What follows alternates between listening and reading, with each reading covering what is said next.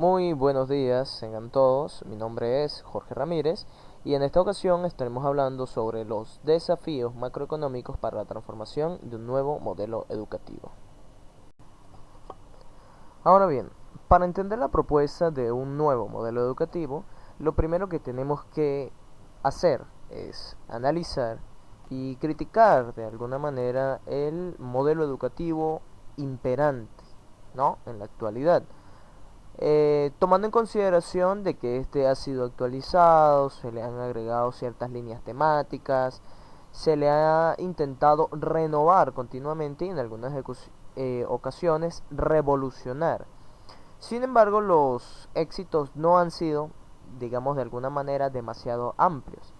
Recordemos que este modelo educativo se basa principalmente en lo que surge luego de la Ilustración, en un periodo llamado el despotismo ilustrado, que lo utiliza el gobierno, la monarquía prusiana en alguna medida, para seguir manteniendo el modelo de dominación, pero con las ideas de la Ilustración como una forma de mejorar evolutivamente las condiciones de vida de todos cuantos vivían en la modernidad, en una contemporaneidad entrante.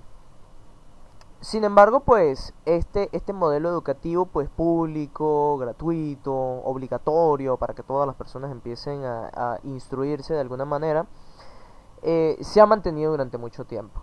La mera acumulación de conocimientos ha sido una de las características principales de la educación, aun cuando existan filósofos y pedagogos que continuamente estén enfatizando el hecho de que esto esté mal. No es solamente retransmitir conocimientos, sino generar una especie de conciencia liberadora y creadora que pueda seguir materializando nuevos conocimientos en la actualidad y que pueda permitir a la humanidad avanzar en su proceso de desarrollo, en su proceso evolutivo. Entonces, este modelo educativo ha sido impulsado principalmente por los estados, un modelo educativo esencialmente obsoleto, donde el Estado es el que rige las líneas generales de lo que deben ser sus ciudadanos en un futuro. Sin embargo, recordemos que en algunos periodos de tiempo el Estado se ha visto, digamos, contaminado con ideologías, con paradigmas, ciertamente obsoletos, en algunas ocasiones importados de otras latitudes, que nada tienen que ver con las realidades regionales o nacionales de cada estado, pues hay muchas intervenciones de conocimiento que logran hacer desvariar el verdadero camino que los pueblos deben seguir acorde a sus condiciones geográficas, históricas, culturales, sociales y económicas. Entonces, las líneas generales las rige el Estado, de cuál debe ser la educación que sus ciudadanos deben tener. Sin embargo, como mencionábamos, en algunas ocasiones el Estado se perturba.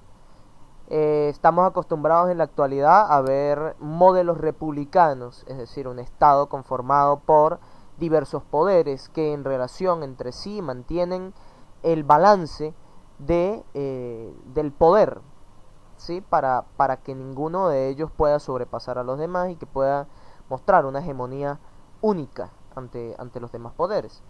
Sin embargo, pues en el caso venezolano, el gobierno es el que dictamina todo el modelo educativo.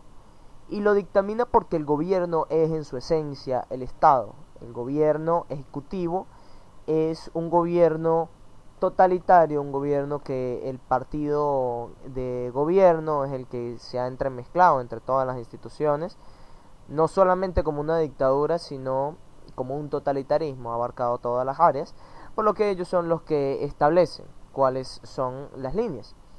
Sin embargo, pues en el pasado no dista mucho de ser diferente. En el periodo democrático era un consenso entre dos partidos de gobierno. Durante los gobiernos militaristas de la primera mitad del siglo XX, eran ellos dictatoriales quienes designaban cuál era el camino a seguir, y de igual forma con cada una de las revoluciones que fueron suplantándose en el siglo XIX. En un principio, Guzmán Blanco, agarrando parte de este despotismo ilustrado, es el que instaura la figura del modelo educativo, y que de allí habrá una intervención directa del positivismo, una de los paradigmas más influyentes de los finales del siglo XIX y principios del siglo XX, más en Venezuela, que se adoptó mucho, serán los que establezcan las líneas generales para seguir una educación. Sin embargo, nosotros recordamos una frase de Simón Rodríguez, que decía que primero, antes que una república, debíamos tener republicanos. Los republicanos nunca aparecieron en ninguna de las instancias. Primero, porque no se ha sabido en realidad qué es una república, o al menos los ciudadanos no han entendido cuáles son sus deberes para con la república. Porque es un siglo luego de la entrada de la contemporaneidad como etapa histórica o posmodernidad, como quiera denominársele, se ha influenciado mucho el tema de los derechos. Y este tema de los derechos ha hecho olvidar un poco el tema de los deberes. El deber de un ciudadano debería ser el estar instruido, el conocer sus derechos, pero respetar lo de los demás, respetar la autoridad, respetar la ley, hacer valer las reivindicaciones de cada uno de los sectores, comprender cuáles son los niveles de libertad económica que se pueden tener, cuáles son cada una de las acciones que nosotros como ciudadanos ejercemos en pro de la economía o en detrimento de esta. Una serie de tópicos que verdaderamente hacen a un ciudadano y que se desconocen en grandes proporciones por muchos de los habitantes de un país. En el caso de el positivismo, se intentó adiestrar a las personas para que tuviesen conocimientos técnicos y pudiesen ayudar a la industria, pero no se liberó la mente de las personas. O sea, simplemente era una acumulación instrumental de conocimientos que servían únicamente para profesionalizar la ciudadanía. No había un despertar de conciencia, no había una enajenación del pensamiento único, sino que simplemente era una figura relacionada principalmente a la acumulación de conocimiento.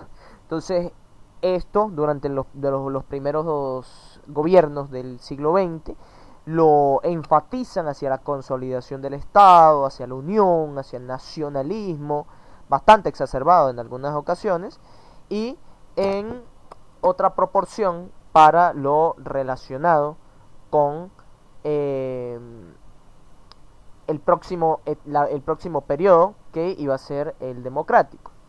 Entonces, este periodo democrático, que es el subsiguiente a los nacionalismos de militaristas y desarrollistas, tampoco tiene muy claro cómo introducirle a las personas la democracia en la cabeza. Porque la democracia es saber que yo tengo la posibilidad de decidir o de participar y ser protagonista de los procesos políticos y económicos de mi país. Es decir, yo tengo la opinión y mi opinión debe ser tomada en cuenta por los demás en una amplia mayoría, o en su dado caso que se escuchen al menos las proposiciones de la minoría. Sin embargo, esta democracia no ha tenido el impacto que debería tener. Se habló de que existía una democracia, pero simplemente representativa, simplemente un líder que se seguía, que en ocasiones quedaba reducido al populismo y al paternalismo, y que no daba un ímpetu democrático en realidad. Sin embargo, nosotros hablamos mucho de democracia y la alabamos en estos últimos periodos. Deberíamos recordar también que la democracia, por ejemplo, en Atenas era una democracia incompleta. Es decir, tampoco es que nosotros vamos a conseguir una democracia perfecta en los albores del siglo XXI. Porque en Atenas, bueno, recordemos la polis Atenas, que los que participaban en realidad en los gobiernos eran los hombres mayores con dinero. Sí, tenían mayores capacidades económicas, tenían mayor influencia en el poder, y ellos, o sea, simplemente ellos. No hay que agregarle nada más. Las mujeres no participaban, los niños no participaban, los esclavos no participaban, los foráneos no participaban, aun cuando ellos pudiesen intentar obtener una ciudadanía, no podían participar. Es decir, estaba sesgado el concepto de la democracia y no es como se pinta actualmente de que todas las personas, absolutamente todas, van a ser escuchadas. Eso es lo que se intenta en el siglo XXI, pero en el caso venezolano con demasiadas trabas. Surge, a partir del siglo XXI, una nueva propuesta que es la democracia protagónica, donde el pueblo va a ser escuchado, donde va a ser tomado en cuenta. Sin embargo, pues se convirtió en el totalitarismo que ya hemos mencionado con anterioridad. Entonces, el problema de que el Estado sea el rector de las políticas educativas es que él digamos que lo instaura a sus propias apetencias. Si el Estado es totalitario, si el Estado es dictador, si el Estado es tomado por una facción revolucionaria, si el Estado intenta ser destruido por los anarquistas o por los comunistas, si el Estado intenta ser diluido entre el liberalismo más extenuante, un anarcocapitalismo podría ser un ejemplo, el Estado sería quien, aun cuando esté en decadencia, quien instaure las líneas educativas, ¿no? Y le meta en la cabeza a las personas qué es lo que deben hacer. Esta situación se complica. Se complica porque ¿qué metas se quieren alcanzar a través del Estado? ¿Cuál es el objetivo de un Estado que debe lograr con sus ciudadanos? ¿Qué ciudadano quieres? Esa es la pregunta principal. Si nosotros empezamos a hablar, por ejemplo, de desafíos macroeconómicos, debemos ponernos a pensar de que la economía principalmente es la que le da el beneficio a los pueblos de vivir en paz, de vivir tranquilos, de vivir en bienestar. Si las metas se quieren alcanzar, debe haber un objetivo económico principalmente para que la educación oriente a sus ciudadanos a trabajar, a mejorar, a convertirse en personas de calidad y que puedan funcionar para toda la economía. Ese debería ser el objetivo, o debería ser el objetivo principal del Estado en esta situación. Ahora bien, la educación y la filosofía educativa ha avanzado un montón. Hay una infinidad de teorías que te dicen cómo debe guiarse la educación en el hecho educativo. Sin embargo, todo eso se reduce a que estamos sometidos al Estado, a las líneas generales del Estado, porque desde allí es de donde se articula principalmente los paradigmas que se van a utilizar. El problema de todo es que la mayoría de las naciones actuales utilizan paradigmas reduccionistas que nos limitan en el hecho educativo. ¿Por qué decimos la palabra reduccionistas? Porque, si lo pueden ver aquí en la diapositiva, ver desde una sola perspectiva es solamente ver una porción de la verdad. Y esto es algo muy cierto. Los paradigmas funcionan como formas de pensar, como perspectivas. Es decir, es una mirada, es un par de ojos. Eso es un paradigma. Si nosotros lo colocamos como si fuese, por ejemplo, un satélite que empieza a recopilar información de la Tierra, podríamos ver que ese paradigma está estudiando solamente un terreno en particular. Si nosotros aglutinamos todos los paradigmas y los vemos como satélites alrededor del planeta Tierra, entenderíamos que hay distintas miradas, es decir, distintos paradigmas que nos van a dar datos diferentes sobre un punto en particular. El problema es que se reduce, ¿sí? Se borran los demás paradigmas por pensar de que tu perspectiva es la única. Así es como, por ejemplo, en el caso actual de la situación venezolana, que se habla de un paradigma sociocrítico, marxista, luchador contra la verdad o la imposición de la historia por los países imperialistas occidentales.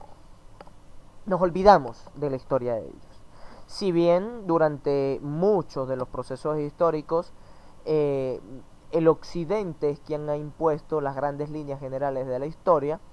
Hay que ver otras zonas de la historia, pero no olvidarse de esa postura que ha prevalecido tradicionalmente y de manera clásica.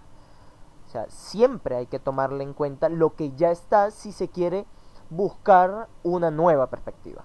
Entonces, si ha de restablecerse o configurarse un nuevo paradigma, que sea holístico, que vea desde todas las perspectivas, que sea transdisciplinario, que acuda a otras ciencias para poder explicar realmente qué es lo que nosotros creemos acerca de la realidad, no se debe olvidar los paradigmas que ya han sido establecidos durante un cierto de tiempo en el periodo histórico de la humanidad, porque de alguna manera van a servir para explicar muchas cosas. O sea, se puede evolucionar sin olvidar el pasado.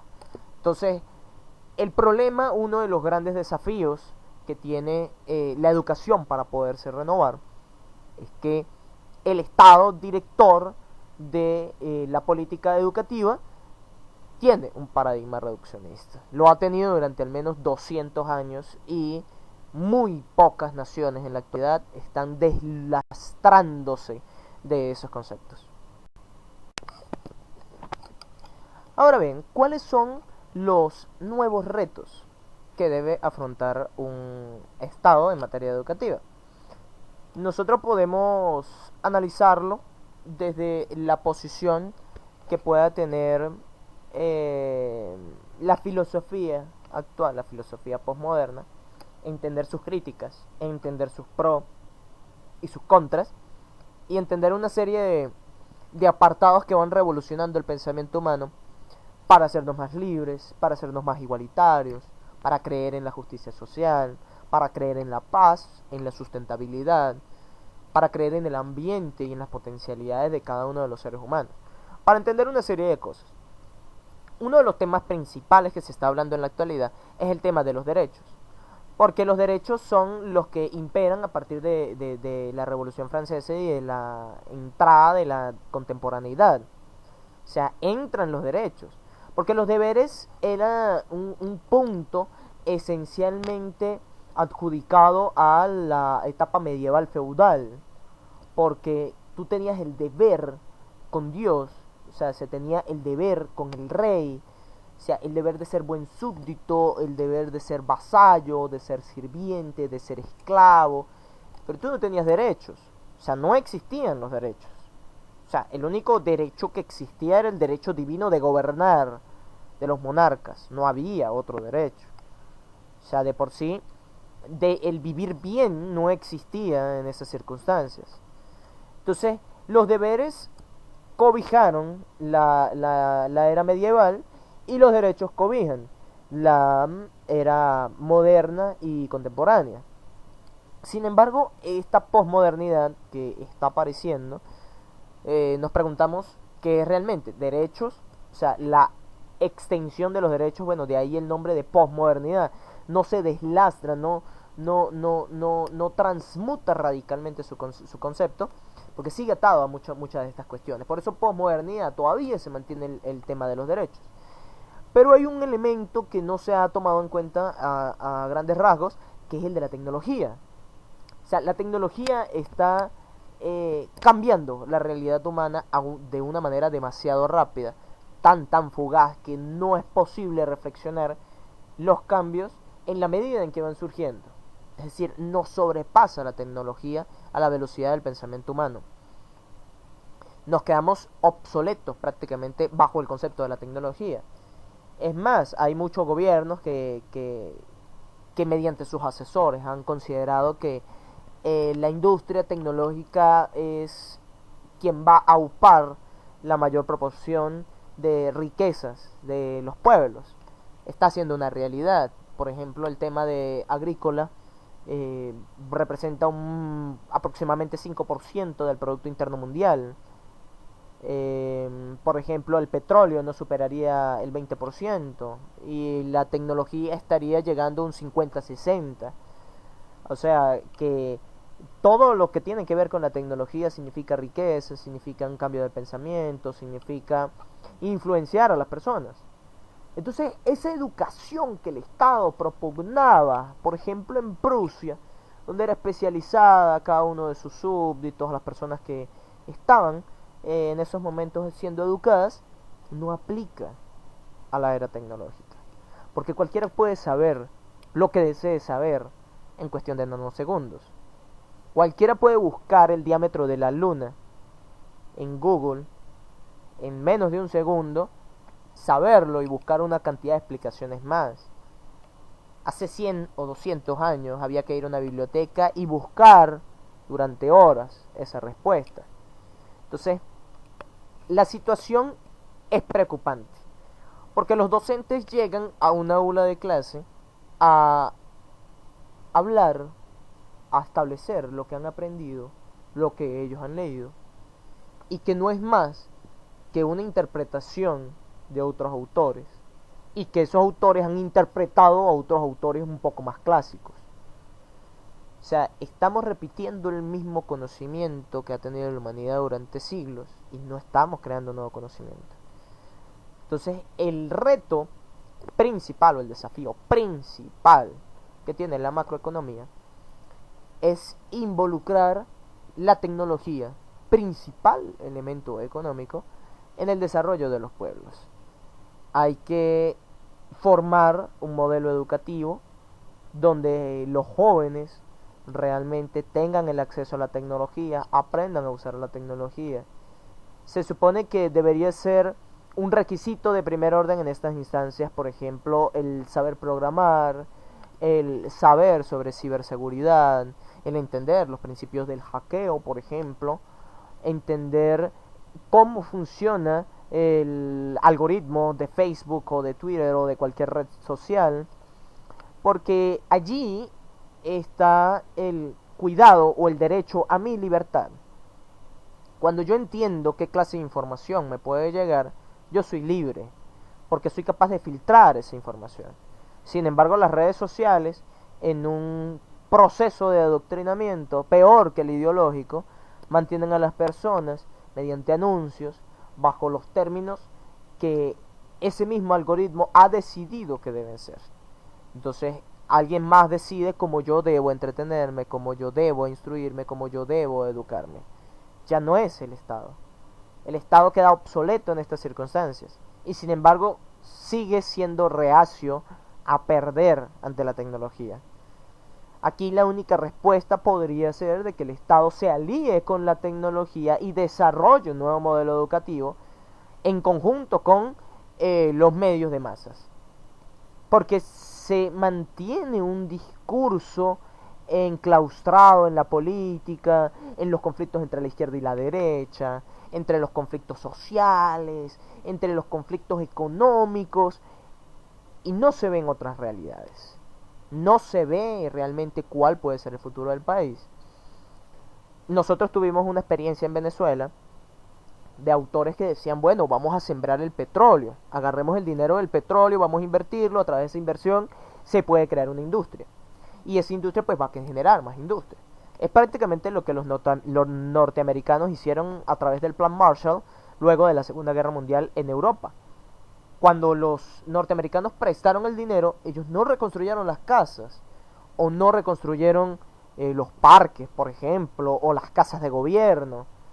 Ellos reconstruyeron los bancos, reconstruyeron las industrias, las manufactureras, la producción agrícola, y a través de toda esa producción lo que generó de dinero fue para seguir construyendo industria, porque sabían cómo debía reconstruirse un continente completo. Ese era el objetivo principal. Sin embargo, en Venezuela, en no muchas ocasiones, se recibió dinero inclusive al equivalente a hasta 20 planes Marshall. Es decir, con lo que se reconstruyó Europa en una ocasión, nosotros tuvimos para hacerlo 20 veces, que es Venezuela actualmente el país más pobre de América Latina. ¿Por qué? Porque los ciudadanos no tuvieron unas metas a largo plazo realmente claras que pudiesen hacer que el país saliese adelante. Dijimos, sembrar el petróleo, nadie se concientizó para sembrar petróleo, porque la doctrina de sembrar el petróleo no estuvo enmarcada dentro de las líneas generales del gobierno o de las líneas generales del Estado. Hace poco, hace unos 40 años, había un político que dijo que las metas a largo plazo debían ser en materia agrícola, porque si no Venezuela se moriría de hambre. Nadie lo escuchó y en estos momentos Venezuela se muere de hambre. Entonces las propuestas tienen que ser a largo plazo, pero concientizar a las personas a que ese objetivo se cumpla desde todos los niveles educativos, desde primaria, desde secundaria, desde el bachillerato, el cuarto nivel, o sea, todos, absolutamente todos. Que se entienda que el proceso de concientización tiene que ser colectivo, porque cuando todas las personas entienden que el trabajo es la única salida, que el ayudar a otro es la única salida, que no debemos renegar de nuestros hermanos venezolanos o de nuestros hermanos latinoamericanos por condiciones de raza, sexo, religión y nada por el estilo, cuando nosotros entendemos que el principio humano de la cooperación es el principal factor del crecimiento y del desarrollo de los pueblos, ahí es cuando verdaderamente la educación está ejerciendo algún impacto. Si no, no está haciendo. Porque si la humanidad se sigue extinguiendo masivamente, sigue siendo conflictiva, sigue renegando de la diplomacia, del derecho internacional, de la libre convivencia, de la autodeterminación de cada una de las naciones, pues entonces nos dice la realidad que la educación no está llegando donde debería llegar. En conclusión, los desafíos macroeconómicos más importantes para la transformación de un nuevo modelo educativo es el hecho de que el Estado no está haciendo su trabajo, de que el paradigma reduccionista aún sigue imperante y de que la tecnología, aún sobrepasando al Estado, no está pensando en los intereses nacionales, sino en intereses mundiales que nada tienen que ver con las realidades locales y regionales de cada una de las naciones. Entonces, la respuesta a todos estos temas sería, en definitiva, buscar la manera a contracorriente, contra estados y contra tecnología, de generar un modelo educativo que tome en consideración las realidades de cada uno de los apartados del mundo, pero con un pensamiento holístico, sin decirle paradigma, un pensamiento holístico, sistémico, incluyente, transdisciplinario, que pueda decirle a la humanidad cuál es la salida para evitar su eventual autodestrucción. Muchas gracias.